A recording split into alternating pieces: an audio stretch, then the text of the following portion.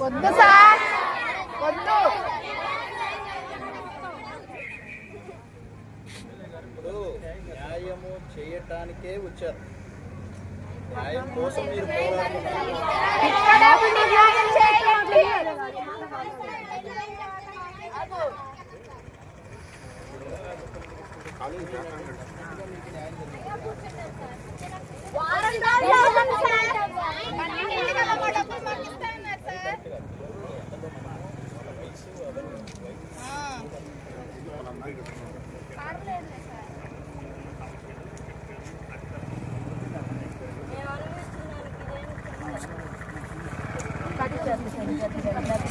తెలియజేస్తా ఉన్నారు. వాళ్ళకి రోజు స్కూల్కి పోయి చదువుకునే వాళ్ళకి రోడ్డు మీదకి వచ్చి చేయాల్సిన అవసరం లేనే లేదు. కానీ ఇక్కడ ఉన్నటువంటి ప్రిన్సిపాల్, వైస్ ప్రిన్సిపాల్ వీళ్ళు రోడ్డు మీదకి వచ్చి చేసే విధంగా వాళ్ళ యొక్క పని విధానం ఆ రకంగా ఉందని చెప్పి మనం అర్థం చేసుకోవాలి.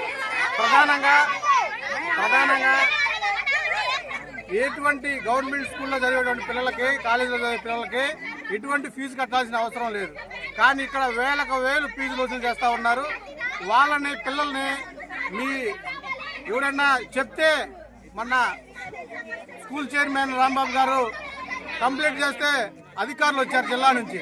ఆ జిల్లా అధికారులకి నిజాలు చెప్తే మీరు నిజాలు చెప్తారని చెప్పి వాళ్ళ మీద మానసికంగా, అదేవిధంగా మీకు ప్రాక్టికల్స్ కానీ లేకపోతే మీ యొక్క జీవితాలు మా చేతుల్లో ఉన్నాయి, మీకు మార్కులు రావాలంటే మేము చెప్పినట్టు వినాలా, మీరు ఏది చేయాలన్నా మీ జీవితాలు మా దగ్గర ఉన్నాయి, మీరు ఏ విధంగా మాట్లాడితే ఏదైనా మన 4 గోడల మధ్యలో ఉండాలి. కానీ బయటకు పోతే మాత్రం మీ వ్యవహారం తెలుస్తా, మీ కుటుంబాలు ఏంది, మీరేంది, మీ జీవితాలు ఏందని చెప్పి వీళ్ళని నానా ఇబ్బందులు పెట్టే పరిస్థితి ఉన్నది. కాబట్టి వీళ్ళకి కట్టిన ఫీజులు కానీ వీళ్ళకి కట్టిన డబ్బులన్నింటి కూడా వెనక్కి ఇవ్వాలని చెప్పి డిమాండ్ చేస్తా ఉన్నాం. అదేవిధంగా ప్రిన్సిపాల్ని, వైస్ ప్రిన్సిపాల్ని కూడా సస్పెండ్ చేయాలని చెప్పి, అదేవిధంగా ఈ స్కూల్కి సంబంధించిన, ఈ కాలేజీకి సంబంధించిన సిస్టమ్ అంతా కూడా కలెక్టర్ గారు వచ్చి ఇక్కడ జరుగుతున్న అవినీతినంతా కూడా ప్రత్యక్షంగా కలెక్టర్ గారు వచ్చి దీన్ని ఎంక్వైరీ చేయాలని చెప్పి భారత కమ్యూనిస్ట్ పార్టీ సిపిఐగా మేము డిమాండ్ చేస్తా ఉన్నాం.